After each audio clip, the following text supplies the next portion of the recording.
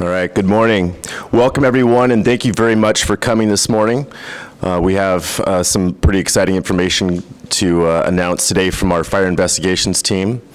And before we get started though, I just want to go over our speakers' names and spelling real quick. We're going to have Detective Meredith Hopper, MEredithHopper. We'll have Fire Chief Sarah Boone, Saraboone, and we'll have Deputy Chief Jamie Resch, Jamiresch.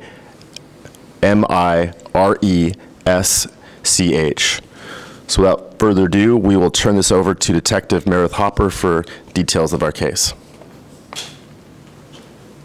Good morning. My name is Meredith Hopper, and I'm a Portland Police Bureau detective assigned to the Fire Investigation Unit here within the Portland Fire and Rescue Station 1. The unit is housed within Station 1. There are 6 shift investigators that each work 24 hours per shift, and they're responsible for responding to fire scenes when the fire companies cannot readily determine the origin and cause of the fire. If the fire is determined criminal in nature, these fire investigators begin the criminal investigation. The investigators are all sworn police officers in addition to being firefighters. When an investigation becomes a significant felony, or the investigators do not have time to complete the investigation, myself and my partner, Fire Investigator Rick McGraw, take over the case. The cases that we are here to discuss with you today were all initiated by shift investigators, and our whole unit participated within these investigations. On August 26, 2019, a fire was reported in a grassy field at an abandoned driving range in the area of Northeast 82nd and Northeast Siskiyou. The fire was quickly elevated to a 4th alarm fire, which indicates the use of significant amount of Portland fire resources. The fire extended in a southerly direction and damaged buildings in its path. The buildings include the Lumberyard Bike Park, an abandoned athletic club, an occupied boxing gym, and approximately 50 vehicles that were completely destroyed in the parking lot just south of the driving range. The most disturbing damage was the damage to 4 duplex units to the south and the east of the driving range. Thankfully, they were quickly evacuated by Portland Police Bureau officers and on-scene Portland firefighters, so no injuries occurred.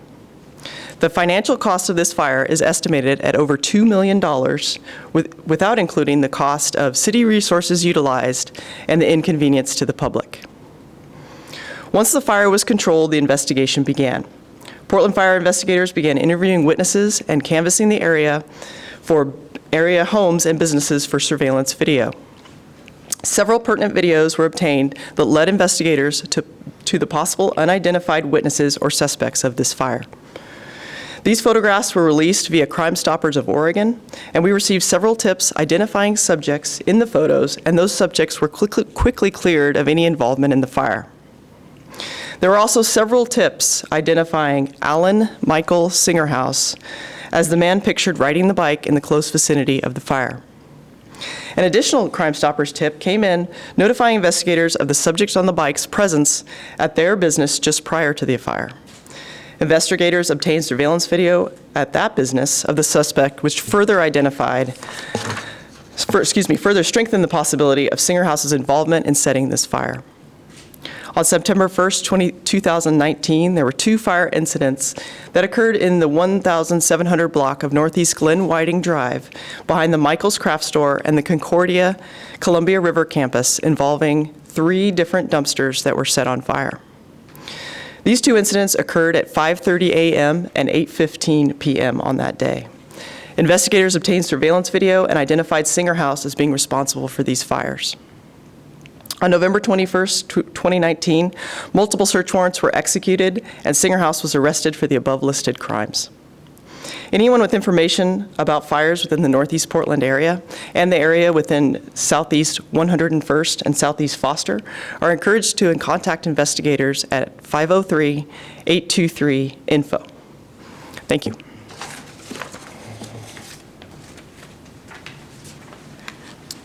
Good morning. After being briefed on the Singerhouse arson investigation and arrest, I wanted to take a moment to express my deep appreciation for each member in the arson investigation unit. I know this entire operation required a massive amount of planning, technical expertise, and shared resources between Portland Fire's investigative team, Portland Police, and many others. There are few moments in a person's career where such an operation is so significant that the arrest of a suspect has a profound impact on the city at large. The core of our mission is to protect life and property from the threat of fire. This prolific arsonist instilled fear throughout the public domain and threatened the welfare of communities across the city with a devastating economic impact. In addition, these intentionally reckless acts put firefighters' lives directly in harm's way. As fire chief, there is no greater weight to bear than ensuring our members go home safe. Because of the arson investigation unit, their dedication, perseverance, and commitment to the highest ideals of public safety, they should be commended for their outstanding work and accomplishment on this case. I'd like to acknowledge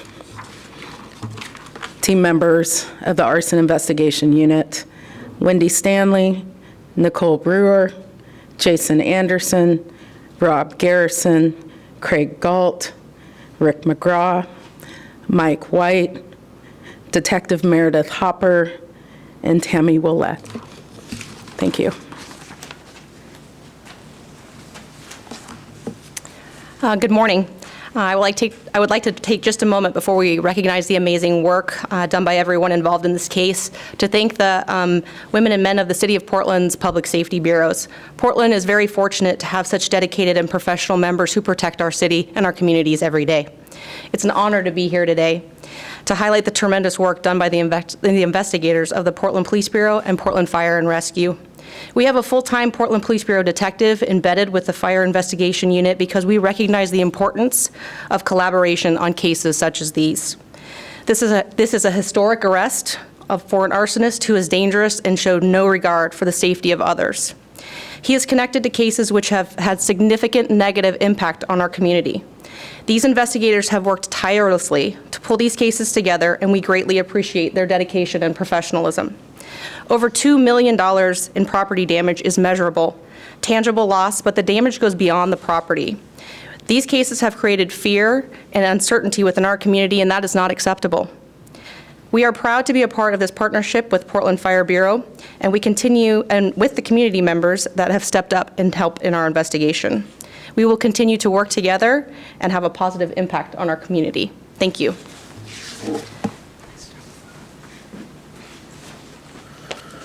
Thank you both, Chief Resch and Chief Boone, for taking time out of your busy schedules today. Against my advice, Detective Hopper has decided she's going to answer a couple of your questions. So we're going to give you guys a few minutes to ask any follow-up questions you have, and then we'll close out. So just to preface the questions, obviously this is an ongoing investigation into these 3 fires and then potentially many more fires. So I'll do my best to answer your questions, but just keep that in mind. Anyone? Any idea on a ballpark of how many fires? We're investigating a period of a couple years of fires in the area that I designated in my remarks. Do you guys have any clue as to motive? No, not really, no. Did this person have any kind of a record? I can't really comment on that, on the subject's record at this point.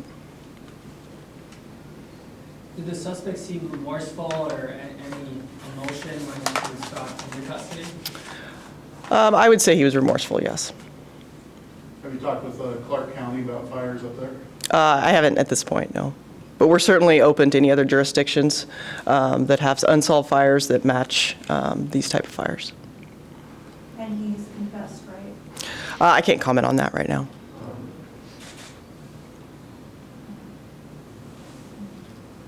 So it's 3 fires that he's arrested in connection to, but investigating currently there's some possibilities of others. That's correct. Is he from the area? He is, yes. He's from Portland? Mhm. And they arrested him at his home, at his house? Yes. Is he living in the area of the fires? I can't really comment on that at this point.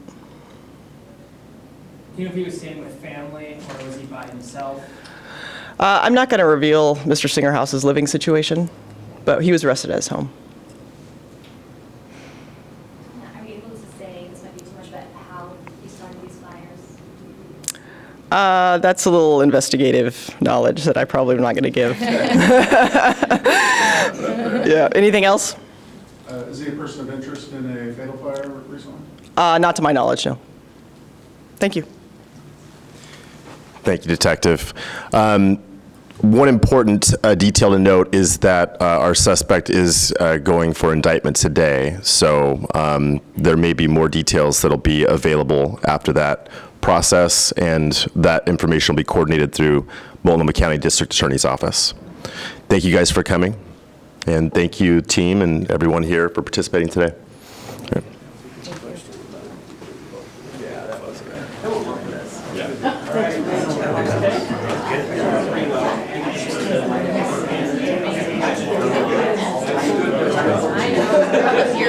I know, I said, I'm like, the second time, I'm like, where are they? You're the bureau today. Yeah, you know, I don't know at what point we decided to split off and go rogue.